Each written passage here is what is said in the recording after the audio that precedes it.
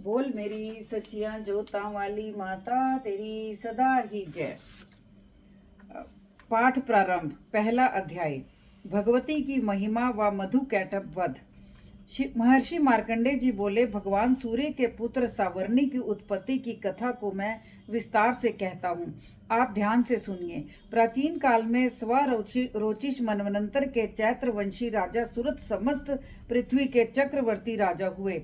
यवन राजाओं से राजा सुरत की शत्रुता हो गई और दुष्ट दलन राजा सुरत से उनका भयंकर युद्ध हुआ और थोड़ी सेना होने के कारण यवन राजाओं ने सूरत को हरा दिया। तदनंतर राजा अपने नगर में आकर राज्य करने लगा, तो भी अन्य शत्रु राजाओं ने राजा सूरत पर चढ़ाई कर दी और नगर में भी दुराचारी मंत्रियों ने राजा का कोष, सैन्य तथा समस्त वस्तुएं छीन ली। तब राजा हार कर अकेला ही घोड़े पर सवार होकर शिकार खेलने के बहाने घोर जंगल में चला गया। वहां उन्होंने महर्षि मेधा को सुंदर आश्रम देखा, जो अहिंसक सिंह आदि पशुओं तथा शिष्यों और मुनियों से शोभित था। वहां बैठे हुए महर्षि मेधा को राजा सूरत ने नमस्कार किया। कुछ काल के बाद फिर वह अपने राज्य और प्रजा की चिंता से विचारने लगा कि जिस राज्य को मेरे पूर्वजों ने भली भांति चलाया और प्रजा का पालन किया, वह आज मुझसे दूर चला गया।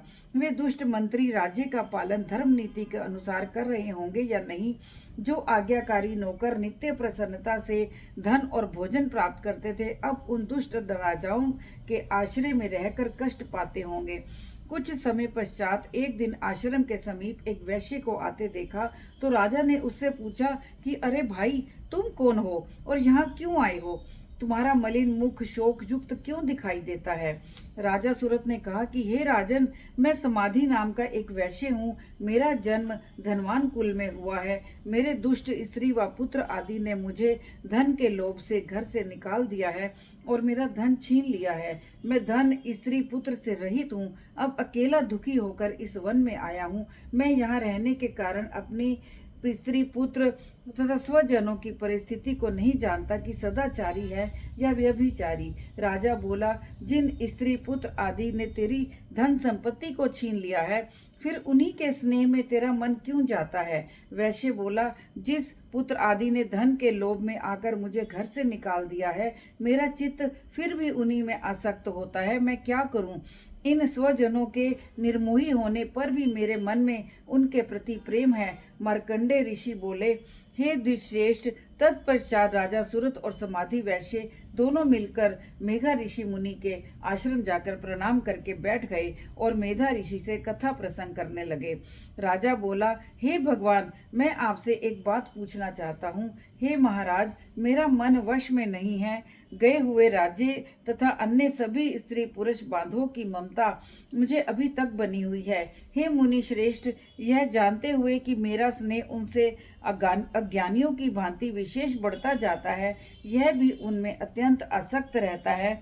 इस तरह हम दोनों बहुत दुखी हैं। हे महाभाग, उनके दोषों को जानते हुए भी हम दोनों का हृदय उनके प्रति ममता से आसक्त रहता है। इतना ज्ञान होते हुए भी ऐसी ममता क्यों है? हम दोनों को अज्ञानियों की भांति मूढ़ता क्यों उत्पन्न हो रही है? महर्षि मेधा ने कहा, समस्त जंतुओं को जानने योग्य ज्ञान होता है। हे महाभाग, सभी प्राणी पृथक पृथक होते हैं। कोई दिन में नहीं देखते तो कोई रात्रि में नहीं देखते, कोई दिन रात्रि में समान देखते हैं। और पुरुष ज्ञान युक्त है, यह सत्य है, इसमें संदेह नहीं। केवल इसमें ही नहीं, सभी पशु पक्षी मृग आदि में भी मनुष्य की भांति ही ज्ञान होता है। यह स्थूल ज्ञान होता है। जैसे मनुष्यों का आहार आदि की इच्छा उत्पन्न होती है, वैसे ही पशु पक्षी आदि में आहार, विहार, निद्रा में मैथुन आदि की इच्छा उत्पन्न होती है। ज्ञान होने पर भी पक्षियों को तो भूखे होने पर भी ममतावश अपने बच्चों को चोंच में स्नेह से चुगा देकर प्रसन्न होते हैं। हे राजन, मनुष्य भी अपने पुत्र पोत्रों से इसी भांति बर्ताव करते हैं। वह पालन पोषण भी करेंगे।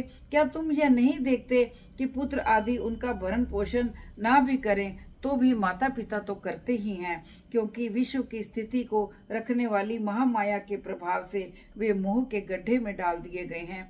इसमें कोई आश्चर्य नहीं है, क्योंकि यह भगवान विष्णु की योग निद्रा है, जिससे संसार मोहित होता है। यही भगवान की महामाया है। वह भगवती देवी बड़े बड़े ज्ञानियों के चित्त को जबरदस्ती खींचकर मोह में डाल देती है। तो इस देवी ने ही चराचर विश्व को उत्पन्न किया है, और यह देवी प्रसन्न होकर भक्तों को वरदान देती है, जिससे मुक्ति मिलती है। वही मुक्ति की परम हेतु सनातनी ब्रह्म ज्ञान स्वरूप विद्या है। यह भगवती देवताओं के कार्य सिद्ध के लिए उत्पन्न होती है और अजन्मा होकर भी उत्पन्ना कहलाती है। जब भगवान विष्णु विश्व को त्याग अनंत में जल ही जल में करके योग निद्रा में शेष नैया पर शयन पैदा कर रहे थे, उस समय विख्यात मधु और कैटभ नाम के दो घोर असुर भगवान विष्णु के कान की मैल से पैदा होकर ब्रह्मा जी को मारने को तैयार हुए। ब्रह्मा जी विष्णु भगवान के नाभि कमल पर स्थित थे।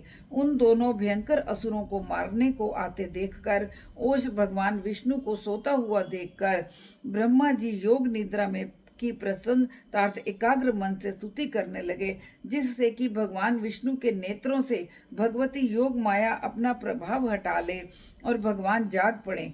वह योग माया विश्वेश्वरी जगत माता स्थिति और संहार करने वाली भगवान विष्णु की अतुल तेज वाली निद्रा स्वरूपा अनुपम शक्ति है।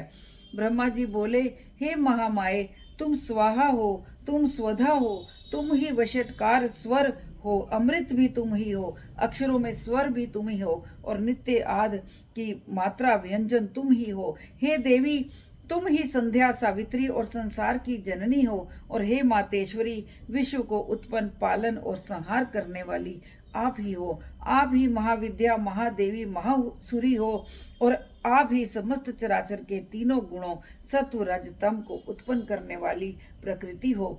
आप ही काल रात्रि हो।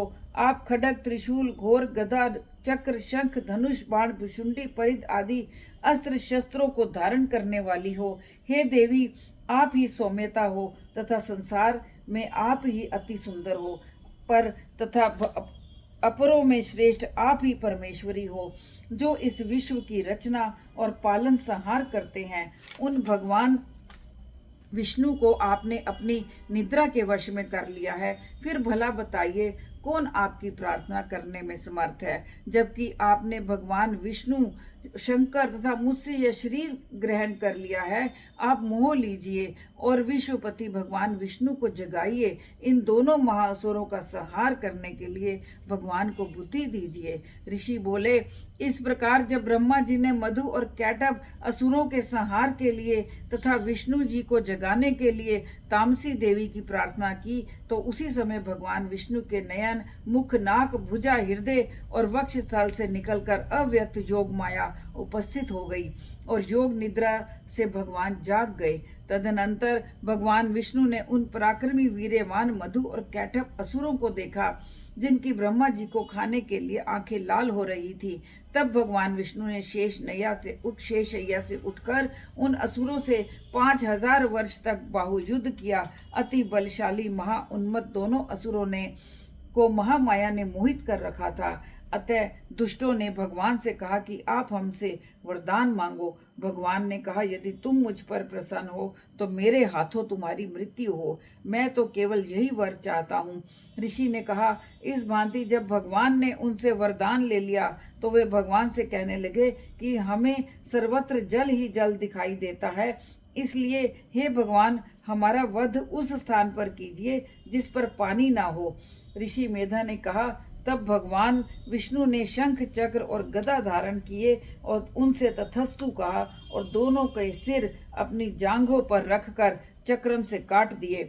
इस प्रकार यह महामाया देवी ब्रह्मा जी की प्रार्थना करने पर स्वयं उत्पन्न हुई है।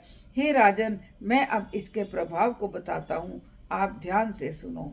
बोल मेरी सचियां जोतां वाली माता तेरी सदा ही जय।